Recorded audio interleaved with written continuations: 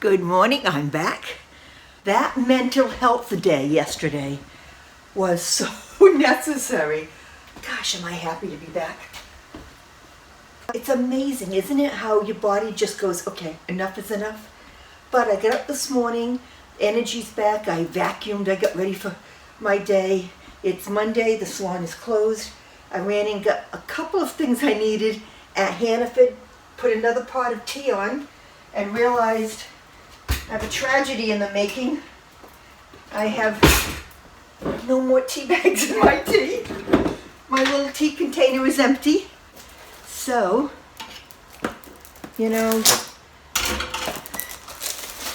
since at this age, well, probably always, we have a way of wanting things to be, I fill this with tea, my Salada tea.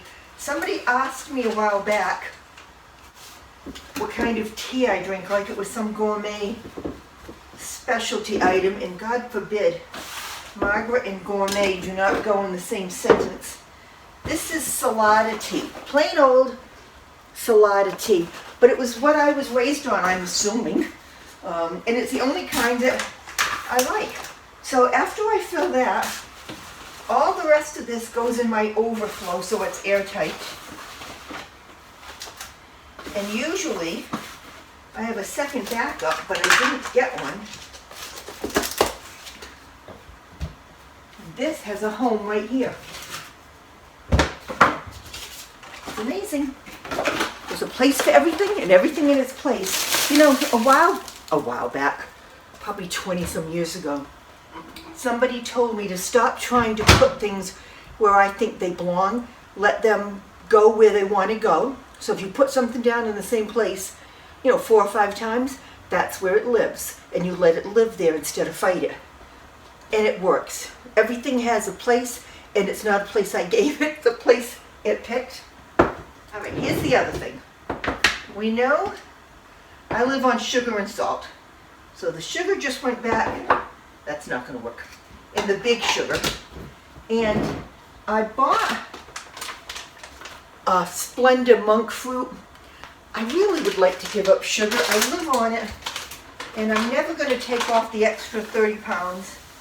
So, we're going to fool ourselves into thinking that's sugar because we put it in the sugar bowl. Listen, my mind is simple enough I may pull this off. All right. Extra will go in here. All right, can we make believe it's sugar? All right, you're sugar. You are sugar. A little bit of this. Please,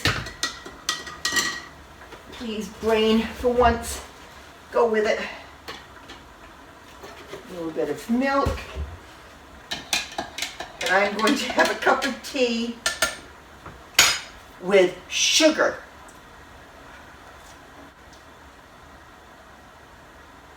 Maybe a little more sugar. We'll have to cut it down a little at a time.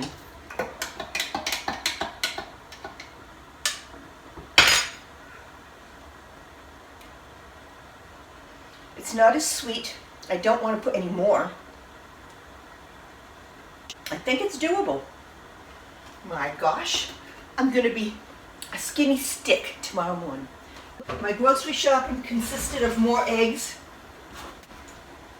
olive oil. I spent 10 minutes looking for the cheapest olive oil, and it was still like 10 bucks. Today, I'm going to make a roasted cauliflower again, but I'm going to put a little bit of mild buffalo sauce on it. Mix it up and live dangerously. Tea's boiling. Everything here is done. Because my goal has been to sit and do like a real introduction to me, which is kind of dumb this far in, but a lot of you have asked for it. So, I guess I'm going to do this right now. Isn't this weird? I'm Margaret Rose Daniel. I grew up in Dayton, and I am 68 years old.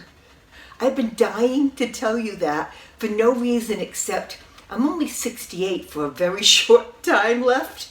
Within the next couple of weeks, I'm going to be 69. So, 68. care. And it's a number. When people ask me how old I feel, in my head, I'm 30. In my body, I'm 40 at the most.